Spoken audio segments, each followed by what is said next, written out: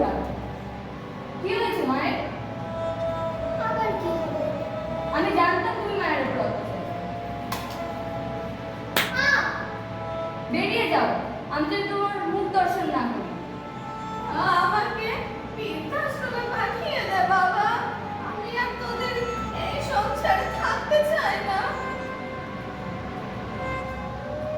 কি হয়েছে দাদা? তুই তো সব জানতিস বোন, কেন তো আমাকে এতদিন বলিসনি? আসলে আমি জানি